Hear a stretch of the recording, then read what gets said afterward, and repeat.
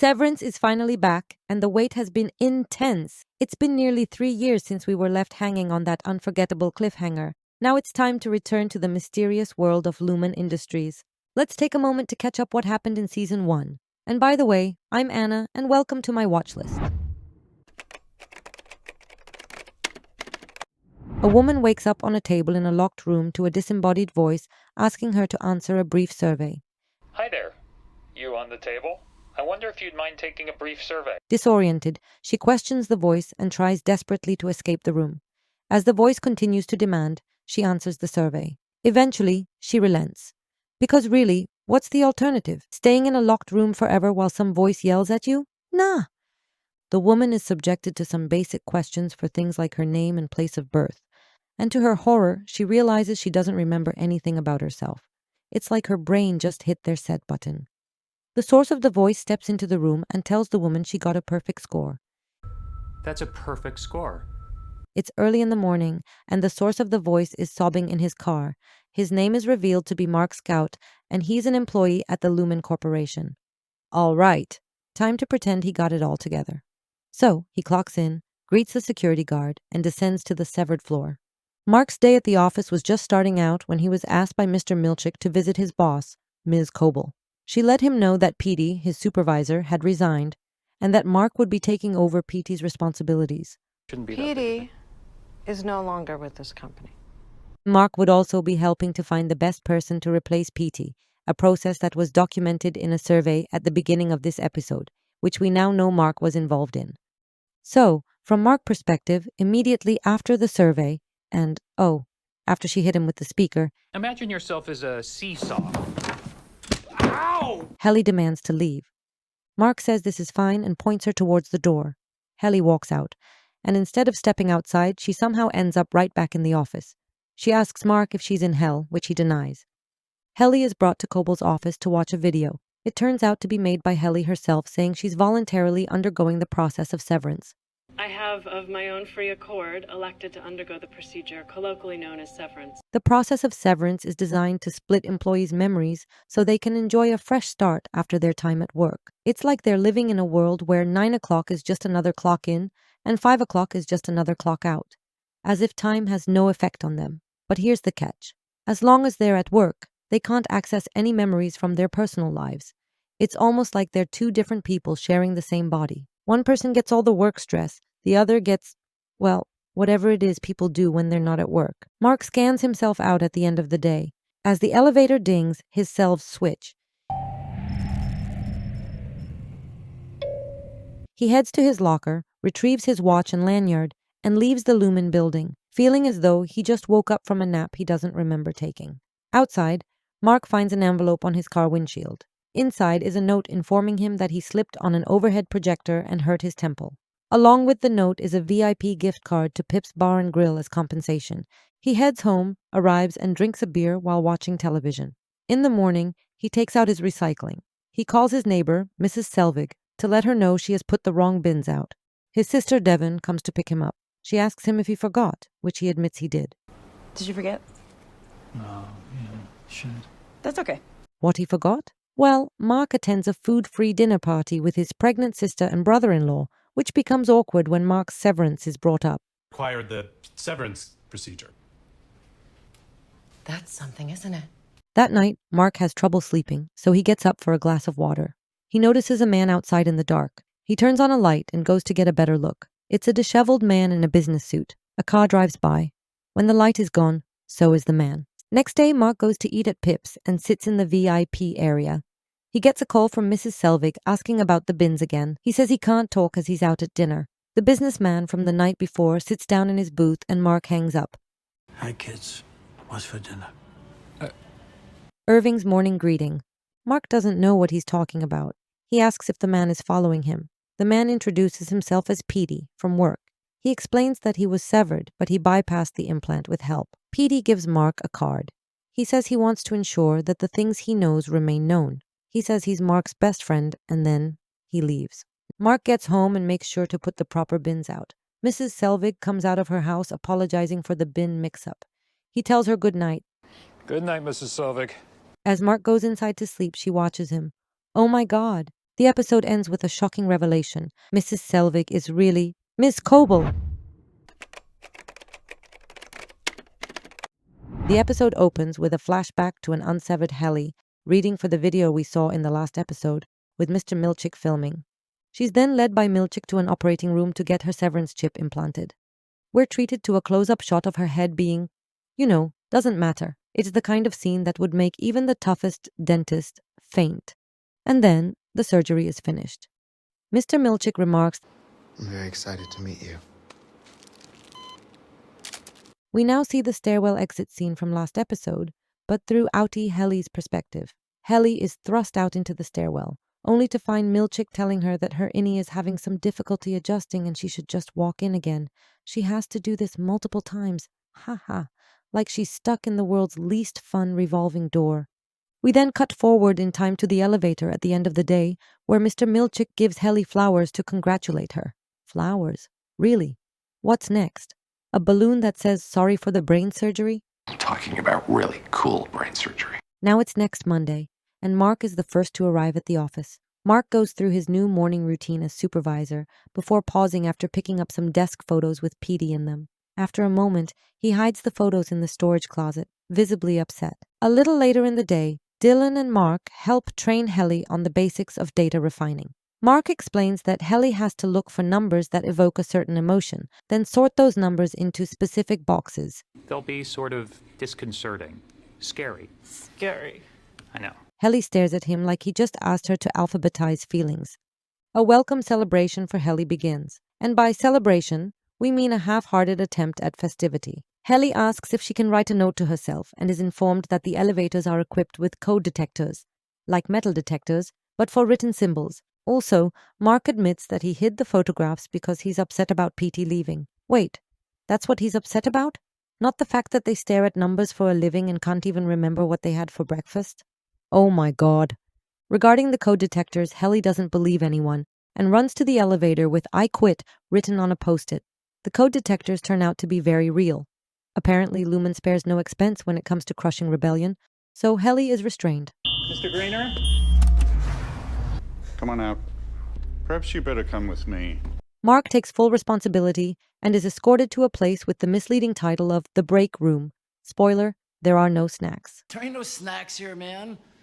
Later that night, Mark is on his first date in a while after the death of his wife. Mark even manages to keep his existential baggage under wraps for a solid 5 minutes. So the date starts strong, but goes sour as Mark defends his severed job and gets in a fight with an anti-severance group called the Whole Mind Collective. After Mark's night goes from awkward to officially disastrous, he goes home just to welcome Ms. Selvig in his house with cookies. After a brief conversation, Mark goes to sleep, unaware that Ms. Selvig, aka Ms. Coble, is probably outside, making a mental list of all the ways to manipulate him tomorrow. The next day, Mark calls in sick. I actually woke up not feeling terribly well. Although, let's be real, it's more of an emotional sick day. A classic case of too much brain fog, not enough clarity. Helly is confused as to where Mark is and worries he was fired because of her stunt with the elevator. Milchick, Grainer, and Coble privately discuss Mark's absence and, thank God, good thing to know that they are unaware of what's really happening. Outside of Lumon, Mark follows the address Petey gave him to an abandoned greenhouse.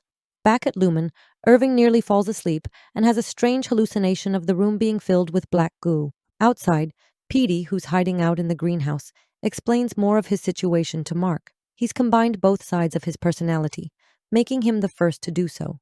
Unfortunately, the contradictory memories are causing him to spiral into insanity. He's also managed to crudely map out the severed floor, and he also plays Mark a smuggled tape recording of being tortured in the break room. I'm afraid you're not sorry.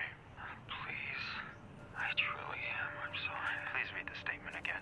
Inside Lumon, hoping to remedy Irving's sleepiness and, let's face it, his goo paranoia, Milchick brings him in for a wellness session with Ms. Casey, the on-site therapist. While waiting, Irving strikes up a conversation about Lumon's decorative artwork with Bert, a charming older man who turns out to be the head of optics and design. The wellness session turns out to be involving Ms. Casey reading Irving facts about his outie, ranging from "your outie is generous" to "your outie likes the sound of radar." Your outie is generous. Your outie likes the sound of radar. Irving relays his meeting with Bert to Dylan, who calls Bert something that starts with the F word. While they're arguing, Helly completes her first data refinement, and she nailed it. Meanwhile, Mark brings Petey home to warmth and a shower, although his reintegration sickness gets worse once the water starts falling on him. We pick up where the last episode left off. Mark asks Petey if he's okay, and Petey says he's fine. However, he is concerned about the safety of Mark's house. Mark tells him it's safe, as he only mentions that Ms. Selvig lives nearby. Petey then has another freakout and hallucinates that he's back at Lumon. Petey's brain, "Hey, remember that awful place you hate? Let's go there." That night, after discussing Lumon, Petey's life, and his daughter, Mark drinks himself to sleep while watching a cable news debate about the legality of severance. But what are you saying, Natalie, to the woman who became pregnant at work less than a month after her company went severed? The next morning, Mark goes to wake Petey. He tells Mark that the severance isn't a healthy way to deal with his wife's death. On his way to work, Mark runs into Mrs. Selvig, who offers to bring him more cookies. Mark accepts the offer out of courtesy. Mark's day isn't off to a great start, but hey, at least he's got cookies in his near future. That counts for something, right? At Lumon, Mark is swapping in the new group photos when Helly tells him not to bother. She's turned in her resignation request, and she's sure her Audi will accept. Helly's optimism here is like someone sending an email into a void and expecting a response. Adorable, but ooh, so misguided. Milchick comes in and asks Mark to read the announcements, ending by saying that Helly's resignation has been denied. Helly's resignation request was denied. Yeah, no, that can't be right. My Audi wouldn't do that. At Mark's house, Mark's brother-in-law Rickon excitedly drops a copy of his new self-help book, The UUR, on Mark's doorstep. The gift is intercepted by Selvig. In Mark's basement, Petey continues to break down because guess what? Selvig is in the house. Helly tries another escape attempt by writing "Let me out" across both arms in such a way that it's only legible when they're held together. Props to Helly for the creativity, though. If Lumon doesn't break her spirit, they should at least promote her to head of marketing for thinking outside the box. But Mark informs her that this won't work either. And, Selvig, freshly arrived at work, gives the book she stole to Milchick and tells him to check it for hidden messages. On learning to be emotionally nude in front of my wife. In light of Helly's continued attempts to escape, the team decides that she needs to be instilled with Lumon's values, with a trip to the Perpetuity wing, and Marx asks Ms. Coble's permission. This is essentially a massive museum dedicated to the Egans, most notably Lumon's founder Keir Egan. Meanwhile, Dylan and Mark rope Helly into a game of Egan bingo to pass the time. Fun, right? While walking to the Perpetuity wing, Irving runs into Bert again, but Irving's attempts to be friendly are derailed by Dylan. When they arrive, Irving quickly notices Mark and Dylan's bingo game. As he's chastising them, Helly takes advantage of the situation to slip away from the group and run through the hallways, looking for some kind of escape. Milchick is alerted and drops Rickon's book to chase Helly down. Helly breaks the window to the stairwell and tries to drop a piece of paper reading "Never come back here" on the ground for her outie to find. Grainer grabs her and takes her to the break room. In the break room, Helly is forced to read a bizarre statement of apology over and over again. Forgive me for the harm I have caused this world. Again. Really? And Mark finally finishes switching out the group photos and discovers Petey has drawn a map of the severed floor on the back of his. Mark's reaction is a mix of intrigue and dread, like finding a treasure map in your desk drawer, but realizing it probably leads to something awful, not gold. Meanwhile, Petey has left Mark's house and is wandering the streets. He makes it to a convenience store before collapsing. Mark notices his absence and starts driving around looking for him. He makes it to the convenience store just in time to see Petey collapse, presumably dead. Mark goes home, shaken, and destroys all evidence of Petey's presence in his basement. Then, Petey's cell phone starts buzzing.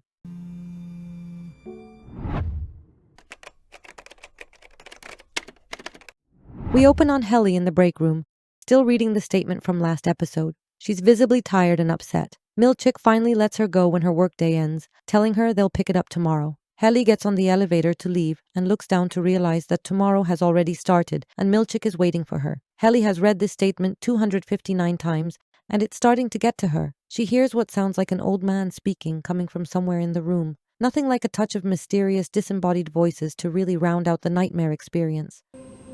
What the hell is that voice? Back at Mark's house, Petey's phone has been ringing nonstop. Mark stashes it under a sleeping bag. The perfect solution. Out of sight, out of mind, and definitely not suspicious at all. At Lumon, Mark is looking over Petey's map. Shh. in secret. And our friend Bert drops by the office to give some tote bags for macrodata refinement and to see Irving, but Dylan drives him away. Bert offers to give MDR a tour of O&D, an offer that only Irving accepts. Helly returns from the break room, emotionally wrecked. She's read the statement 1,072 times. At this point, the statement isn't just getting to her, it's practically carved into her soul. Over at the O&D department, Bert and Irving bond over Keir Egan's words and briefly hold hands before Irving breaks away. Aw. A touching moment of connection here. At MDR, Dylan and Helly discover Petey's map and start arguing over what to do about it. Hoping to prevent any conflict, Mark drops the map in the office shredder. Irving heads back to MDR and he gets Mark and Dylan to see the abandoned copy of the UUR in the conference room. Mark opens the book and sees that it's addressed to him, or rather, his outie. The book has officially become Lumon's version of a hot potato. Everyone's scared to hold it, but no one wants to admit they're curious. The drama continues as Helly grabs a paper cutter and barges into Coble's office with it, demanding a camera. Coble will let her record a message to her outie, or she'll cut her fingers off. Coble accepts. Cabell, do I look like I'm fucking around right now? At the end of the day, Helly walks confidently to the elevator with the video in hand. She tells the whole gang that she was never sorry before leaving. Right after that, Helly finds herself back in the elevator with a new disc in hand. I'm wondering what's on that. The new video is from her outie Helly, who tells her innie that she's not a person and should abandon any hope of leaving. The resignation request is denied. I am a person. You are not. Your resignation request is denied. Weird things happen in the next scenes. Mark and Selvig, or Coble, both attend Petey's funeral for different, secret reasons. Coble to ensure that no evidence of Petey's reintegration gets out. Mark to pay respects to a friend he shouldn't be aware of. They both make excuses to each other, justifying their presence. Meanwhile, Mark meets Petey's daughter, June, and Coble ducks away while a video is being played to remove Petey's severance chip with a drill. Mark quickly becomes overwhelmed by the funeral and leaves with Coble in town. He then drives to the tree where his wife died and appears to remember her, smiling through tears. Can't help your future, but I can give you good memories to think back on and smile. Back at Lumon, Coble tells Ms. Casey to call Mark in for a wellness check. Mark secretly pores over the UUR book in the toilet, but the time has come and he goes in for a wellness check at Coble's request. In the office, Helly leaves and strides through the hallway, grabbing a rope while Dylan finds Mark's book. Miss Casey tells Mark to sculpt a ball of clay as Miss Coble watches on a security camera. So much unfolds in the next scenes. Helly taps her ID card and opens the elevator. Dylan reads a poem from the book they found, and Irving wonders around discovering something he was not ready for. Lots of people. Oh, and Mark sculpts the ball of clay into a tree. The final scene shows Helly stand on the metal bin, affixing the extension cord to the top of the elevator. And boom! She lets go. A gut-wrenching and shocking end to the episode. Helly's fight for freedom takes a devastating turn. In this episode, Outie Helly wakes up to find she's been hanged. When Mark clocks out, he is the first to discover Helly's hanging body and immediately tries to help her. Grainer arrives and forces Mark into the elevator. Mark can only helplessly ask if she's okay before he reverts to his outie self. The next morning, Mark enters the severed floor and panics again. When the doors open, Helly is gone, moved while he was away. Coble tells Mark that Helly is in the hospital with no permanent damage and she'll be back in a few days. After this uncomfortable discussion, Mark secretly continues to read Rickon's book in the toilet. Mark might not admit it, but the UUR book is quickly becoming his guilty pleasure. Meanwhile, Grainer meets with Coble to inform her that he has tested Petey's chip, and it proves that Petey has somehow reintegrated his memories. Full synaptic coupling. Peter Kilmer's memory was reintegrated. Grainer believes this calls for a celebration, but is disappointed to learn that Coble has not informed the board about Petey. Coble explains that she wants to reveal all the information at once. We now get an exciting glimpse into Outie Mark's life. He clocks out to find several urgent messages from Rickon. Devon is having her baby. Mark speeds towards the birthing cabins, only to run into his date, Alexa. They chat briefly before Mark goes into the cabin to accompany his sister and brother-in-law. Rickon asks Mark if he got his book, and Mark responds it must have been stolen. Devon goes to the neighboring cabin for some coffee and meets a wealthy woman who's also giving birth. She's on her third child, and she hopes to name him William. Left alone at the cabin, Mark and Rickon talk about Mark's wife and actually manage to bond a little. When Devon returns, Mark almost shares with her his experiences with Petey and suspicions toward Lumon, but he's interrupted by a sudden contraction. I kind of think Lumon might be up to something. Mark sits on the docks and stares at the water as his sister gives birth. A solitary moment for Mark, where the weight of his dual lives presses down harder than ever. Back at home, his phone is ringing. At Lumon, Helly is about to come up for her first day back. When she clocks in, she's a complete wreck from her plan failing. Mark tries to talk about her difficulties, but is brushed off. Ms. Casey gets sent in to observe Helly and prevent any further attempts. Irving has another black goo hallucination and decides to visit Bert at O&D. Mark tells him to copy the map in case they have to find him. But when Irv uses the copier, it spits out something else. A bizarre painting that seems to depict MDR employees being slaughtered by members of optics and design. Milchick pops up to tell him that the painting was sent by mistake, claiming the paintings are a joke for Coble. He goes back to Coble. You ran a 266 on Irving B?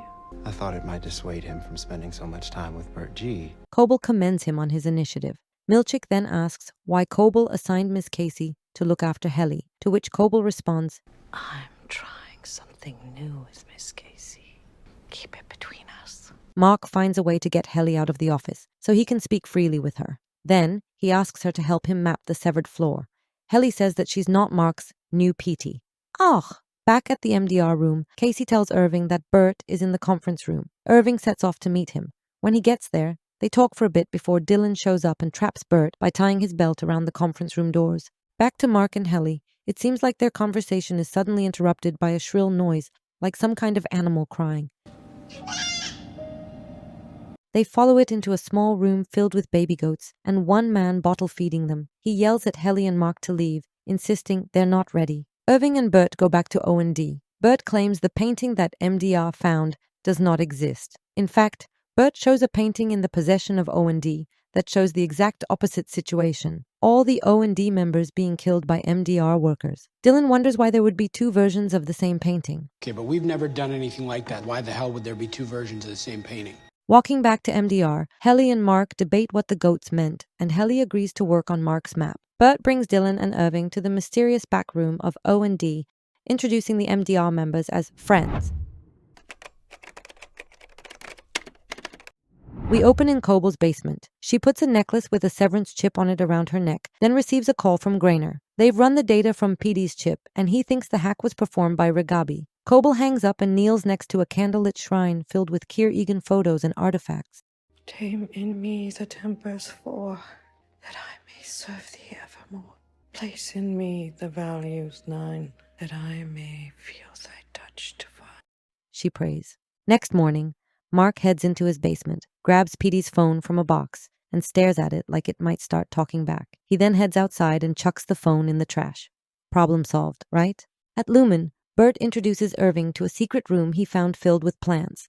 The two come close to sharing a kiss, but Irving says he isn't ready. Devon goes for a walk in the park with her newborn and unexpectedly runs into the woman from the birthing retreat, but she doesn't seem to remember Devon, and she didn't name her son William, but Bradley. She's the wife of a wealthy senator, Angelo Arteto.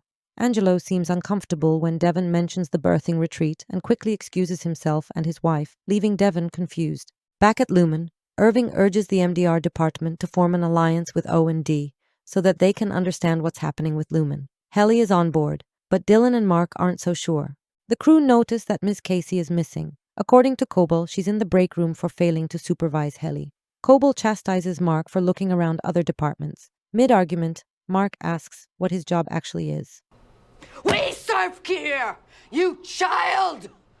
MDR's hallway privileges are hereby revoked. Cut to all 4 MDR refiners heading to O&D like they're on a secret mission. Coble sees them on the security cameras and sends Milchick to deal with them. The MDR crew are brought to O&D's secret back room, where dozens of workers are fabricating seemingly random objects. This is more people than I've ever seen. Same. As the two groups talk, they quickly realize something. They have no idea what their jobs actually accomplish. Mark gives a rallying speech to unite O&D and MDR against the corporate enigma that is Lumon. As this is happening, Milchick enters to take MDR back where they belong, and Dylan stumbles upon some illustrated cards that seem to depict martial arts moves. He discreetly pockets one.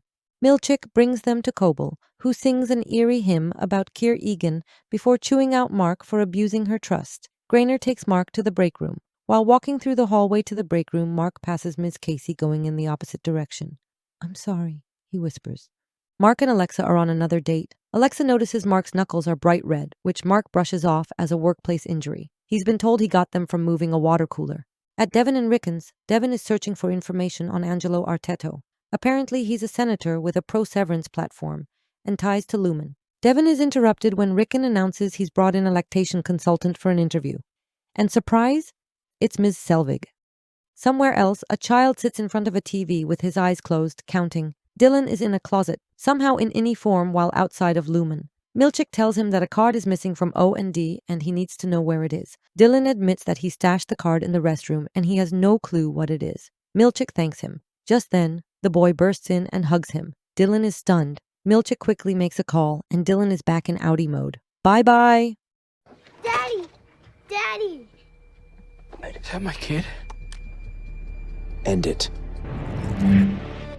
Mark and Alexa attend a punk concert, and the band turns out to be headlined by Petey's daughter, June. They briefly make awkward conversation after the show is over.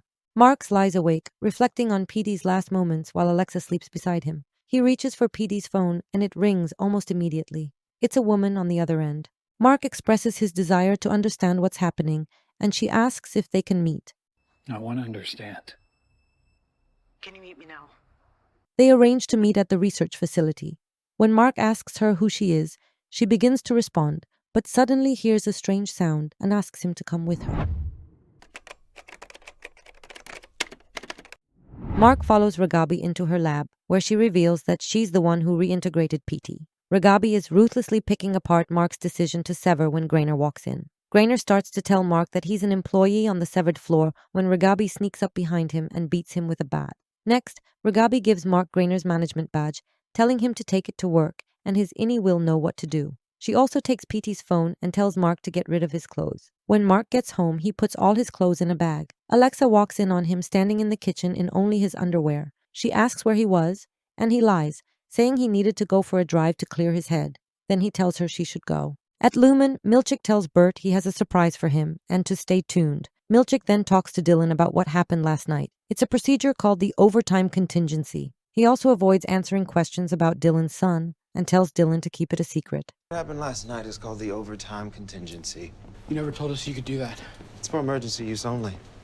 Mark clocks in and is immediately greeted by Milchick, who is here to escort him to his desk. New protocol, he says. Also new are the steel doors around the MDR room. When Mark enters, the whole team is on edge. At Devon's house, Selvig is teaching Devon how to breastfeed. And we latch. Now you try. A little later, Devon tells her about the rich woman at the birthing camp and shares her theory that the woman was severed to give birth. Selvig asks Devon about Mark's wife and if Mark thinks he sees her. We don't see Devon's answer. Back at Lumon, Irving tries to get Mark to take them back to O&D. Dylan is clearly thinking about his son, acting even more surly than usual. Milchick suddenly bursts in with a boombox.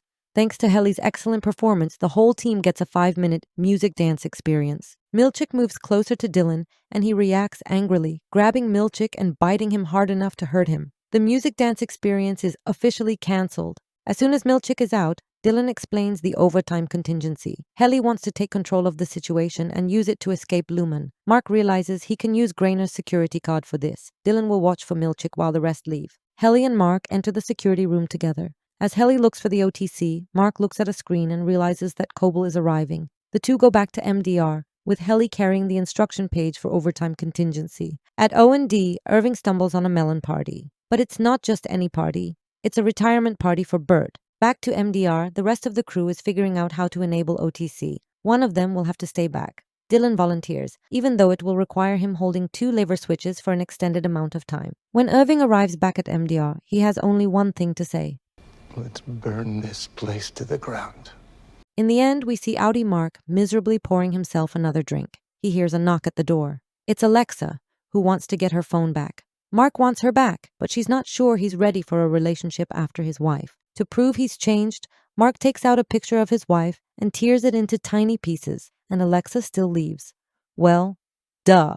Mark realizes his mistake and he tapes the picture back together. As the pieces align, the truth is revealed. It's Miss Casey!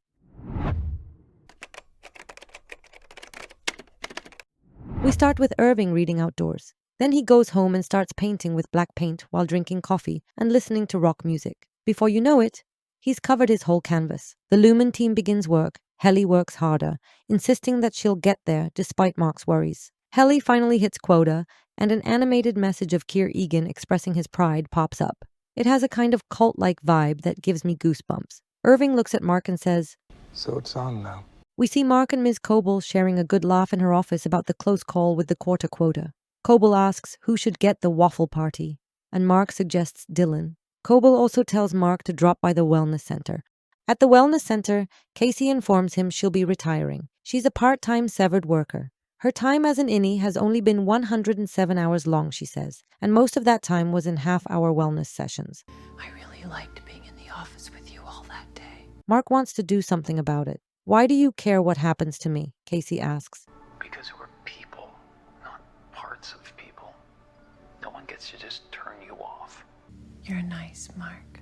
Milchick says it's good that Mark and Gemma, aka Casey, don't remember each other, as it means the chips work. She seems unconvinced and asks Milchick to take Casey down to the testing floor. He complies, and Casey is taken to a dark hallway with an elevator that seems to go down to an even deeper level of Lumon. Back to her office, Coble finds Natalie waiting for her with pictures of Helly's attempted She wants to know why the board wasn't informed. Natalie implies that Coble's second life as Miss Selvig isn't Lumon approved and tells Coble that she's fired.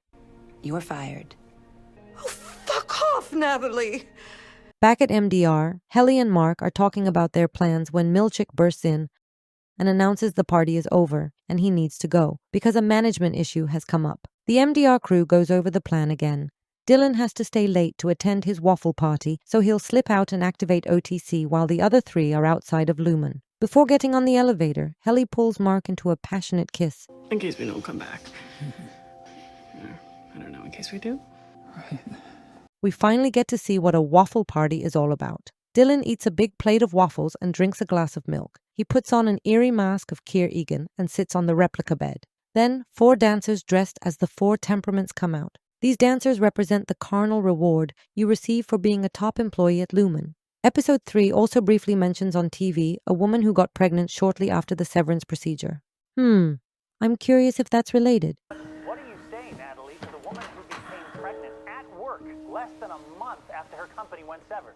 Anyway, we don't get to see that because Dylan sneaks off. Coble totally loses it on the way home, ranting to herself about Natalie. When she gets home, she goes crazy and basically destroys her Keir shrine. She hears a knock at the door, and when she opens it, there is Mark. He asks if she'd like to go with him to Devon and Rickon's party. After a brief pause, Coble hesitates before agreeing to go with him. At the party, Mark reveals to her that he has been thinking about quitting Lumon. She tearfully tells him to get away from them as she hugs him.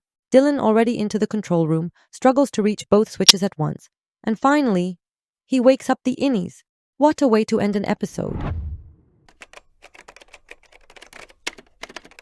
Irving, Helly, and Mark all wake up as innies in the outside world. Mark is in the middle of a conversation with Ms. Coble, who is masquerading as sweet old Selvig, but his shock at seeing his former boss is quickly overshadowed by the revelation that he has a sister. Irving is working on one of his all-black paintings that seem to fill his house. Helly is also in the middle of a conversation at a gala. Helly's friend introduces Gabby Arteta, the senator's wife, whom Devon met when she was pregnant. But something she says is cause for concern. Gabby, this is Helena Egan.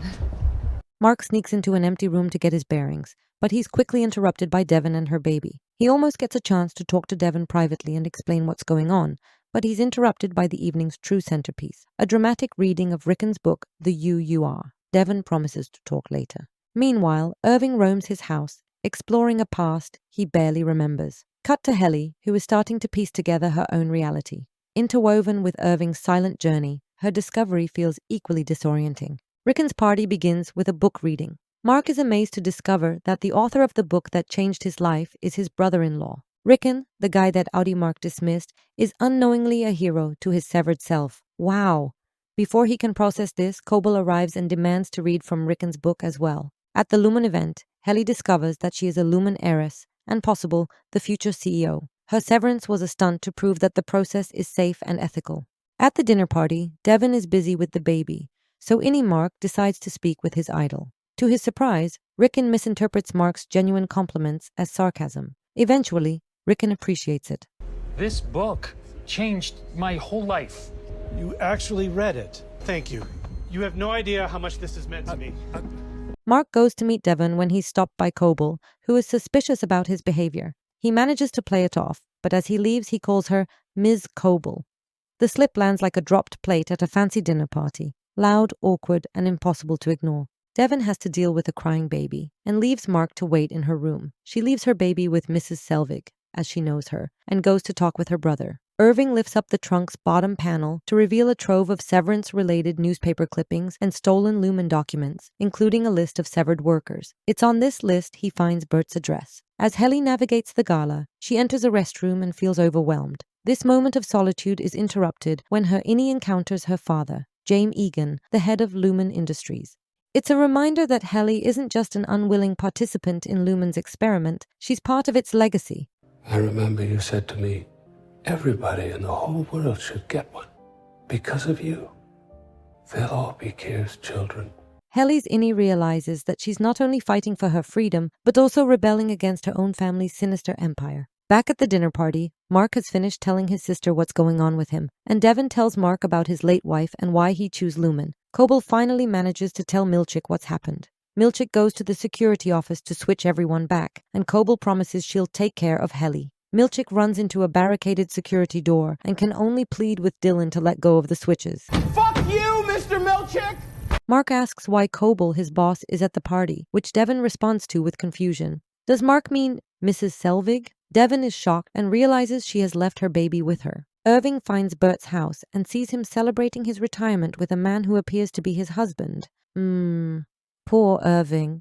The good news is that baby Eleanor is found safe. Helly is ready to give her speech, but she's all tackled by Coble, who hisses, "Is it you?" Helly coldly tells Coble she plans to kill Lumon. Coble responds that it's her friends who will suffer if she goes through with the speech, not Lumon. Mark stumbles upon a photograph of his wife, who he recognizes her as Ms. Casey. Irving walks up to Bert's house and pounds on the door. Helena walks on stage and starts to speak. She tells the attendees that she's an innie and the public perception of Severance is a lie, while Milchick soars through the belt. Listen, we're not happy. We're miserable. They torture us down there! And Mark screamed at the top of his lungs. She's alive! Milchick tackles Dylan, ending the OTC protocol and switching everyone back. God damn, what a season ending. All right, that's a wrap for Severance Season 1. If you had a good time, hit like, subscribe, and ring the bell. Got a theory or a wild guess? Drop it in the comments. Until next time, stay sharp and remember, work-life balance? Yeah, that's just a myth now.